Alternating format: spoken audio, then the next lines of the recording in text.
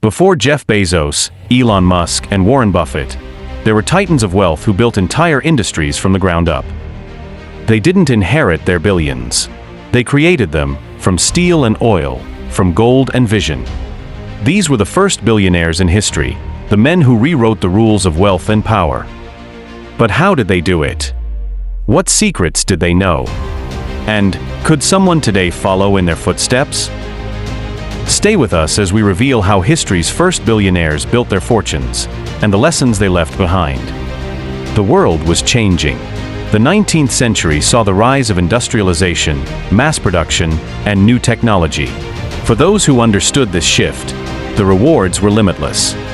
But it wasn't just about luck. These men didn't just work hard, they worked smart. They spotted opportunities where others saw risks. And no one did this better than John D. Rockefeller. John D. Rockefeller was not born into wealth.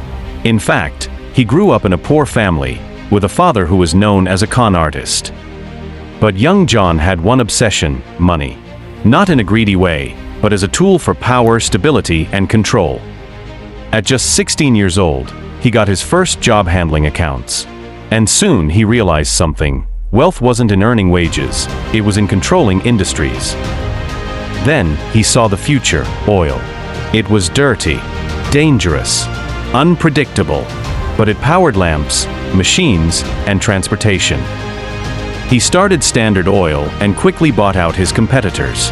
But he didn't stop there. He controlled everything, from the drilling, to the refining, to the transportation. By the 1880s, Rockefeller controlled 90% of the US oil supply. In today's money, his fortune would be worth over $400 billion. But was he satisfied? No.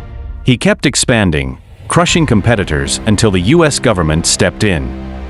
Even after his empire was broken into 34 companies, he still owned shares in all of them. The result? He became richer than ever. And in the end, he donated over $500 million to charities. Was he a ruthless capitalist or a generous philanthropist? Maybe he was both. While Rockefeller dominated oil, another man saw the future in steel. Born into poverty, Andrew Carnegie immigrated to America with nothing. But he wasn't just hardworking, he was a visionary. He realized that iron was weak, wood was unreliable, but steel? Steel was strong, durable, and the future. By 1890, Carnegie Steel was producing more steel than all of Britain. Then, in 1901, he made one of the biggest deals in history.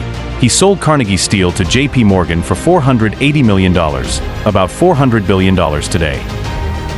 But unlike Rockefeller, Carnegie gave away most of his wealth, building libraries, universities, and charities. His philosophy? The man who dies rich, dies disgraced. But who was the richest man to ever live? It wasn't Rockefeller. It wasn't Carnegie. It was a man from 14th century Africa, Mansa Musa. Mansa Musa ruled the Mali Empire, controlling the world's largest gold supply. His legendary pilgrimage to Mecca in 1324 was so extravagant, he gave away so much gold that he collapsed entire economies. Even today, if we adjusted for inflation, Mansa Musa's wealth would be worth over $500 billion. So what did they all have in common? They saw the future before anyone else. They controlled entire industries, not just businesses. They turned obstacles into opportunities. The truth is, the game of wealth never changes, only the players do. Now the real question is, who will be the next to make history? Will it be someone in tech? Finance? Space? Maybe even you? If you enjoyed this deep dive into history's greatest billionaires, make sure to like, share, and subscribe for more cinematic storytelling. Because history doesn't just teach us the past, it shows us the path forward.